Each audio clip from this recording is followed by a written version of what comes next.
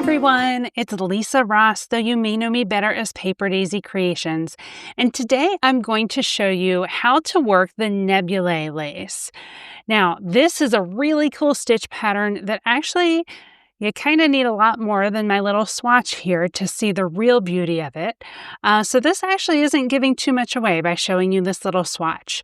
But I want to be sure that you understand how to do each of the stitches, and I'll tell you a few of my little tips and tricks when working this type of lace. So I'm going to work over to my pattern repeat. All right, and now I'm going to be working the S3KP.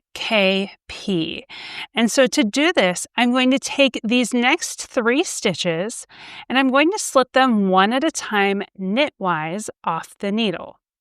Then I'm going to knit that 4th stitch and one at a time slip each of these slipped stitches back over that stitch.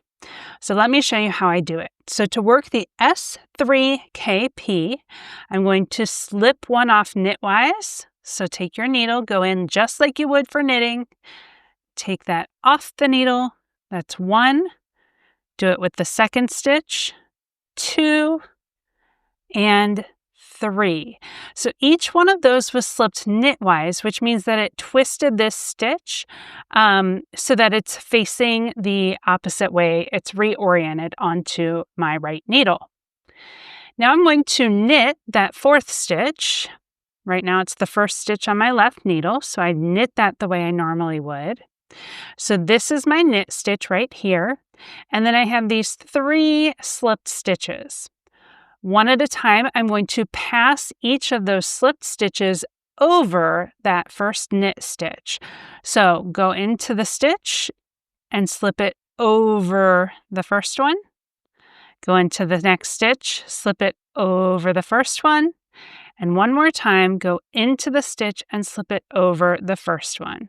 And that is an S3KP. I'm going to undo it and show it to you one more time. So if I am undoing an S3KP, which you may have to do, just make sure that when you put the stitches back onto your needle, that the right leg is always in the front. You don't want them to be oriented incorrectly when working this stitch. All right, so I'm going to go into each of these 3 stitches one at a time knitwise and slip them off. So go in and take off 1, 2, 3 stitches. I knit the next stitch, and then one at a time slip or pass these slip stitches over that first stitch. You can do all 3 at once. I just like to count them. 1, 2, 3. And that's it. That's my S3KP. Now I'm going to be working a series of yarn over and knit stitches.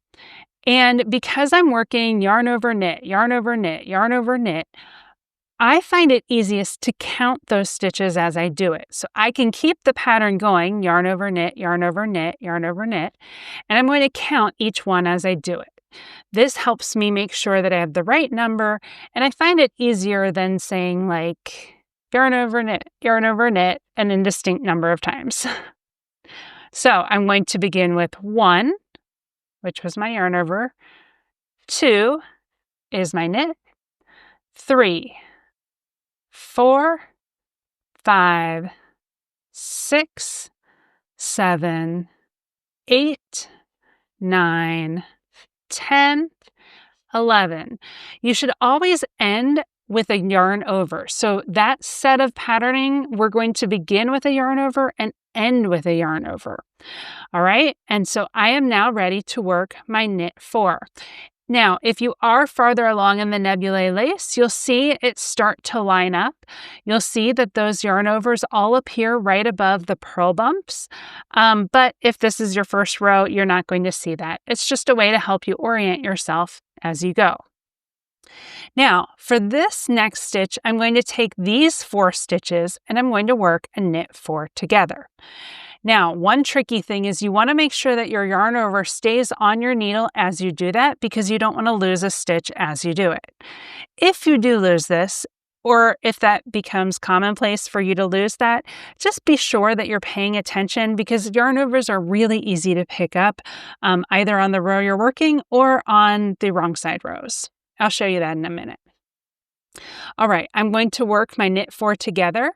Now, just like a knit 2 together, but it's going to be harder because we're going into 4 stitches.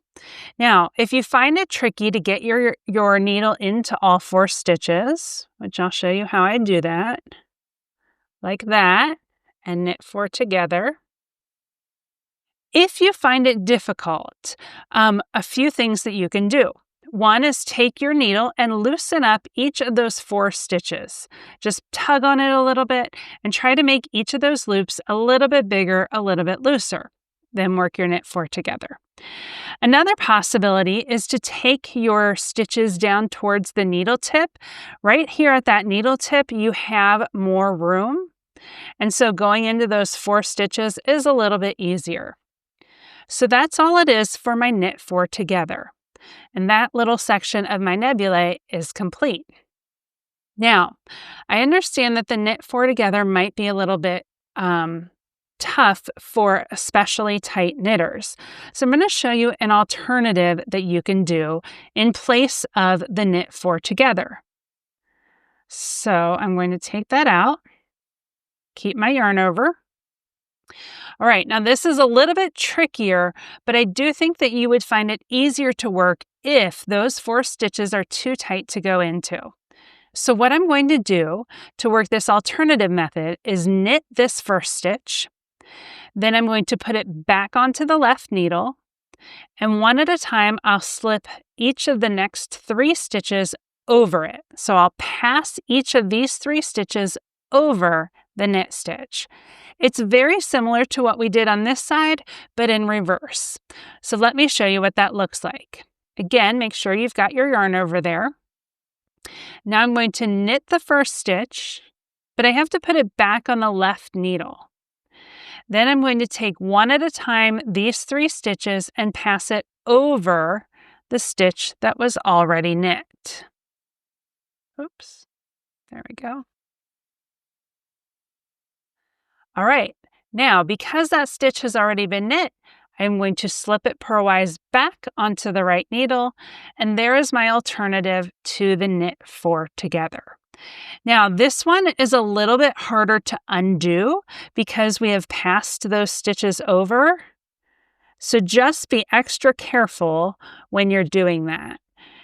Sometimes the stitches get caught up on one another, and you need to be sure that they're not if you're putting them back on your needle.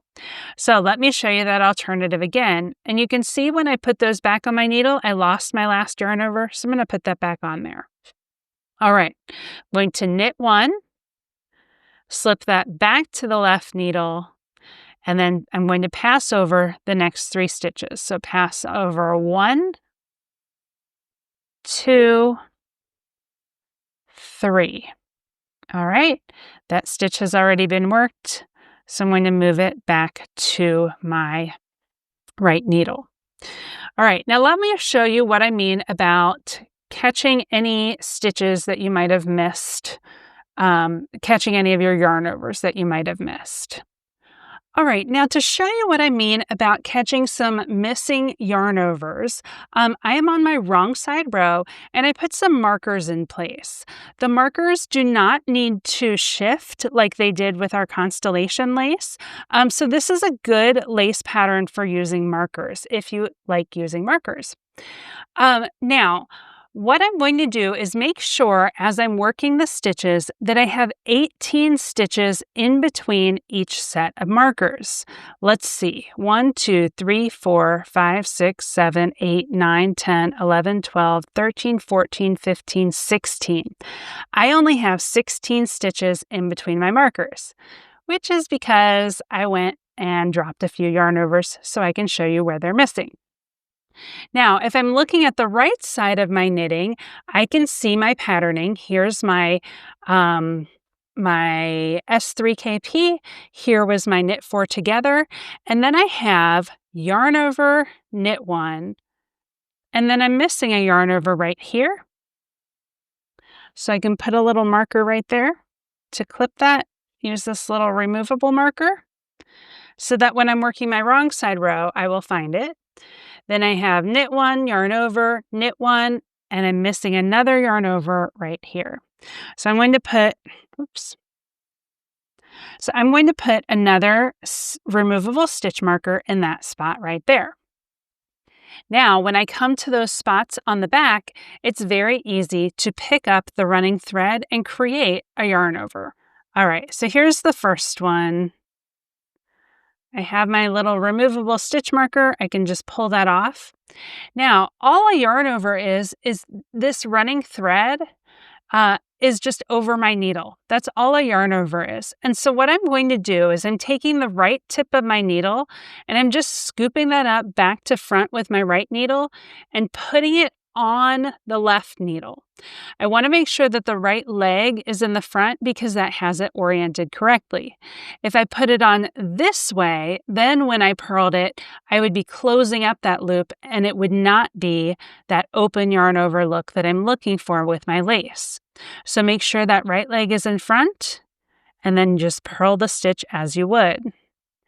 Coming up to the next one, I'll take off my removable stitch marker. Again, I'm just going to take that running thread in between this stitch and the one that's below the stitch that I just purled.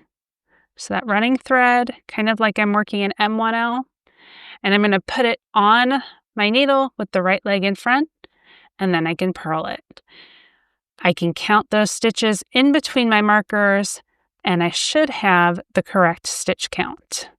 And I will flip this over to show you the front.